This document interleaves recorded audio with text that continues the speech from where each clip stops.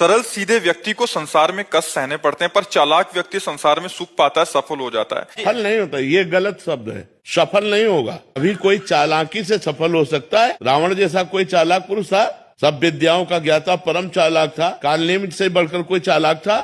पूरी संजीवनी बूटी जैसी ही द्रोणागिरी में हर औषधि को कर दिया और साधु बनकर बैठ गया। हनुमान जी ने मार डाला, राम जी ने रावण को मार डाला, रहा न को कुल रोवन यारा। चालाक पुरुष सफल कैसे हो सकता? नहीं, सीधा सरल पुरुष कष्ट पा सकता है, पर सफल सीधा सरल सच्चाई पर चलने वाला हो। जैसे धर्मराज युधिष्ठिर बिल्कुल सीधे थे, यहाँ तक इतने सीधे थे कि युद्ध क्षेत्र में कल कौन सी रणनीति है वो जाके दुर्योधन सीधे पूछ लेता था। भ्राताश्री कल कौन सा चक्रव्यूह रचना है वो बता देते थे। इसीलिए भगवान दो बैठक करते थे, एक युधिष्ठिर के साथ और एक युधिष्ठिर से अलग। युधिष्ठिर के साथ जो बैठक की वो चक्रव्यूह रचना ही नहीं होगी, क्योंकि वो दुर्योधन को पता हो। इतने सरल थे कि वो आके पूछ लेते, वो पूरी बात बता देते थे। तो आप देखो विनाश किसका हुआ? चतुर चालाक, जिसके साथ शकुनी, दुशासन, कर्ण, दुर्योधन के साथ इतने चालाकी की हद थे ये लोग। तो क्या ये लोग सफल हुए? नहीं, सफल हुए सीधे साधे युधिष्ठिर जी महाराज। तो चालाक पुरुष तुम्हें सफल होते नजर आएगा, लेकिन सफल नहीं हो सकता।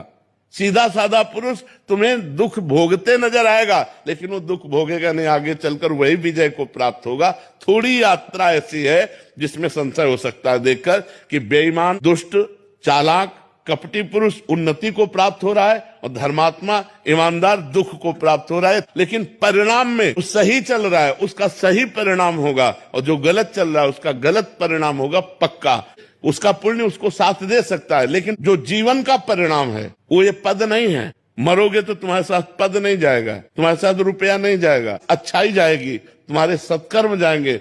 और ये पक्की बात समझ लो, जब आपके आचरणों का, और भगवान ऐसी बुद्धि भ्रष्ट कर देते हैं कि खुला आचरण उसकी गंदगी सामने आ जाती है। आदमी की इज्जत चली गई तो किस योग रह गया?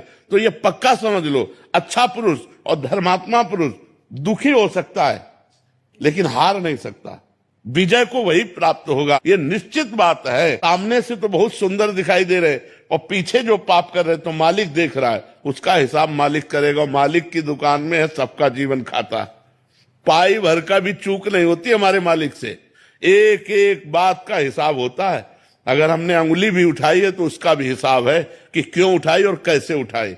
परमात्मा सबको देख रहा है, इसलिए ये मत जानो कि कोई देख नहीं रहा है, हम अच्छाई कर रहे हैं, हमें बुराई पर बुराई मिलती चली जा रही, कोई हमारे देख नहीं। परमात्मा देख रहा है। और जो एक है कि मैं छल कपट बुराई से बढ़ रहा हूं, तो देख लेना तुम नष्ट हो जाओगे।